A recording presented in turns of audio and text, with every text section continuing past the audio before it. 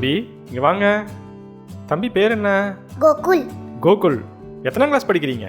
3rd standard BM Public School. Very good. என்ன சாப்பிட்டீங்க? Fried rice. Fried ரைஸா? நல்லா இருந்துச்சா? ஃப்ரைட் ரைஸ் எதுலப்பா செய்கிறாங்க? அரிசியில.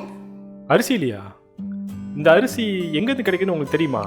அப்பா ஃபோன் பண்ணுவாரு, டிபார்ட்மெண்டல் ஸ்டோர்லேருந்து வரும். அரிசி டிபார்ட்மெண்ட் ஸ்டோர்லேருந்து வராது தம்பி, வயல்லேருந்து வருது. வயலா?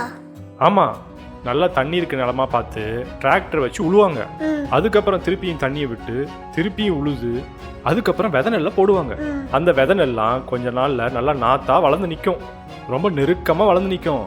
அப்போ அந்த நாற்றை அங்கேருந்து எடுத்து நல்லா பிரித்து இடைவேளை விட்டு நட்டு வைப்பாங்க.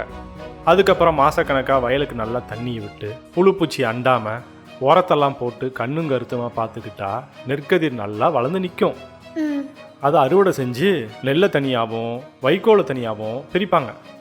அதுக்கப்புறம் அந்த நெல்லை நல்லா வேக வச்சு வெயிலில் நல்லா காய வச்சு அரைச்சாங்கன்னா அரிசி கிடைக்கும். இந்த அரிசியை தான் பேக் பண்ணி உங்கள் வீட்டுக்கு பக்கத்தில் இருக்குல்ல அந்த டிபார்ட்மெண்ட் ஸ்டோரு மற்ற கடைங்கள்லாம் அதுக்கெல்லாம் அனுப்புவாங்க. அங்கேருந்து தான் எல்லோரும் அரிசியை வாங்கி சமைச்சு சாப்பாடாவோ இந்த மாதிரி ஃப்ரைட் ரைஸாவோ நம்ம இலைக்கு வருது. இத்தனை மாதமாக இவ்வளோ பேர் கஷ்டப்பட்டு உழைச்சி உன் தட்டுக்கு வந்து சேர்ற இந்த சாப்பாட்டை இப்படி வேஸ்ட் பண்ணலாமாப்பா?